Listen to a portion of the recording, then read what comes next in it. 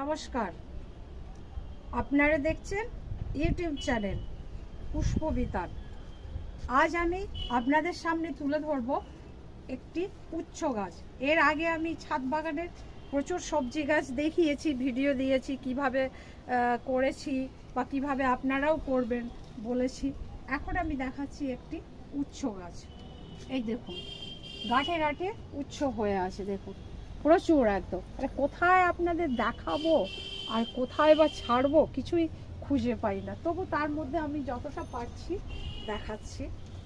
এই যে এই যে এই যে এখানে রয়েছে, গাঁঠে গাঁঠে রয়েছে, ছোট বড় নানা রকম সাইজের আছে। আচ্ছা, তারপর দেখুন এই যে ছাদ বাগানে ঢ্যাঁড়স।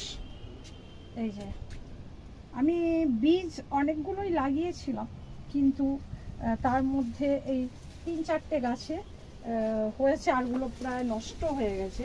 তবে এই 3-4টে গাছে দেখুন ভালোই হয়েছে। মানে এটা একটা পরীক্ষা বলতে পারেন সবজি, ছাদ বাগানের সবজি হিসাবে।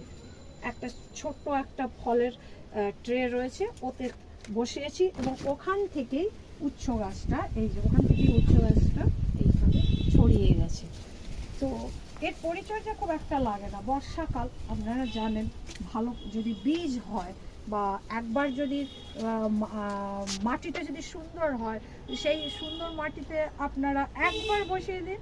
তারপরে একটুখানি পোকা টোকা এইসব লক্ষ্য রাখুন যাতে পোকা না ধরে, কারণ উচ্চতে প্রচুর পোকা হয়, ফাঙ্গিসাইড হয়, মাঝে মধ্যে স্প্রে করবেন, তাহলে দেখবেন এইভাবে ফল পাবেন। আমি এর আগে বেগুন, লঙ্কা, বিভিন্ন গাছ আপনাদের সামনে পরিচর্যা এবং কীভাবে তুলে ধরেছি। আর একটা এই যে দেখুন মিষ্টি কুমড়ো, একবার তো হয়েছিল মাটিতে, এবার দেখুন টবে বসিয়েছি, দেখা যাক এর ফল কী পাই।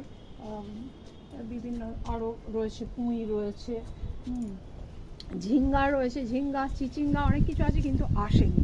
যাই হোক, আপনারা আমাকে যে এই যে ভালোবেসে বারবার এই যে ভিডিওগুলো দেখছেন এবং কমেন্ট করছেন এবং শেয়ার করছেন, সেই জন্য আমি আপনাদের কাছে আপ্লুত। আমি আশা রাখবো আগামী দিনে আরও আমাকে ভালোবেসে আরও অনেক কমেন্ট করবেন, ভালোবাসা দেবেন। সেই জন্য এখানেই আমি ভিডিও শেষ করছি। আবার দেখা হবে পরের ভিডিওতে। নমস্কার, ধন্যবাদ, থ্যাংক ইউ।